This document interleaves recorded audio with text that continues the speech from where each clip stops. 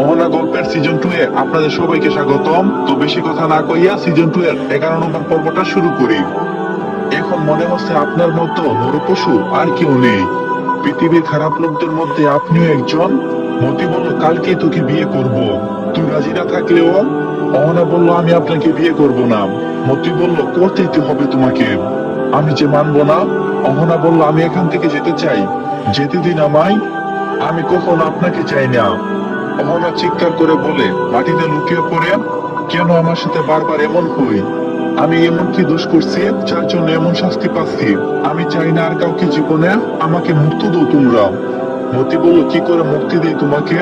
মতি অহনার কাছে বসলো, পরক্ষণে আবার বলল, এখন ইচ্ছে করলে তোমার সাথে যা ইচ্ছে করতে পারি, কেউ বাঁচাতে আসবে না। কিন্তু আমি সেটা চাই না। আমি তোমাকে ভালোবাসি, তাই চাইবো নিজের থেকে আমাকে ধরা দাও। অহনা কাঁদে, ঘৃণা পড়া চোখে তাকিয়ে আছে মতির দিকে, আর বলে, আপনি একটা কাপুরুষ। মতি হজম করে নিল আর বলল, যা ইচ্ছা বলো। অহনা উঠে দরজার দিকে যায়। মতি হাত টান দিয়ে ধরে ফেলে আর বলে, তোমাকে চাইলে আমি বেঁধে রাখতে পারি, কিন্তু তোমার কষ্ট হবে তাই করিনি। কিন্তু এরকম তিরিং বিরিং করলে কিন্তু পারতেই হবে, কিছু করা থাকবে না। অহনা নিজের হাত ছাড়ানোর চেষ্টা করছে, ব্যর্থ হই। মতি বিরক্তর চোখ এর মতো করে শব্দ করে আর বলে, এভাবে লাফাচ্ছ কেন? আমাকে শান্তিতে থাকতে দেবে না? আমি আজ পর্যন্ত কোনো মেয়েকে এতক্ষণ কিছু না করে থাকিনি। তোমাকে বিয়ে করেই যা করার করবো তাই সহ্য করছি, যেন মতি চোখে কোনো লজ্জাই নেই। অহনা বলল, সব মেয়েদের সাথে প্লাগ করেন? মতি বলল, অনেকের সাথে করছি, আর করবো না। তোমাকে পেয়ে গেছি তো। অহনা বলল, ঘৃণা করি আপনাকে। আপনি একটা অসভ্য লোক, খারাপ লোক, বাজে লোক। তখন মতি বলল, তুমি আমার খারাপ রূপ দেখছো না? সবকিছুই বাকি আসতে বিয়েটা করে নি, তারপর অপেক্ষা করো তুমি। আর যদি এভাবে লাফালাফি করো, আমি নিজে কন্ট্রোল হারিয়ে ফেলবো, কিছু করে বসবো তখন। অহনা চুপ হয়ে যায়, কোনো কথা বললো না। দুই হাতের পিঠ দিয়ে চোখ মুখ মুছে খাটের উপরে বসে পড়ে। আর অন্যদিকে মাহমিদ নিমুকে খুঁজে মরছে, আবার ওনাদের সাথে দেখা করবে ভেবে নেই। ইতিমধ্যে নাজের কাছে খবর এসেছে, ক্যাপ্টেন লিমুকে কেউ হত্যা করছে নির্মম ভাবে। মাহমিদ নিজের বাড়িতে ফিরে আসে।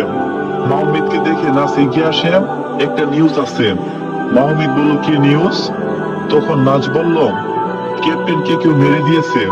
মাহমিদ বলল, এটা হতে পারে না। এবার আমি কিভাবে সব সামলাবো? উনি একমাত্র আমার ভরসা ছিল। মাহমিদের চোখ জল হয়ে ওঠে। শান্ত হয়ে বসো, এভাবে ভাবলে হবে না মাহমিদ। তুই স্ট্রং, তুই পারবি সব সামনে নিতে। নাচ আর মাহমিদ যখন কথা বলছিল, তখন ইশতিয়া সব কথা শুনে নেই। পুরো ব্যাপারটা হজম করে সে এয়ারপোর্ট থেকে বের হয়ে গেল। আর এদিকে মাহমিদের কেন জানি মনে হচ্ছে কেউ তাকে খুব করে মনে করছে। মনে হচ্ছে তার এমন একজনের বিপদ হয়েছে যার জন্য সে ফিরে এসেছে।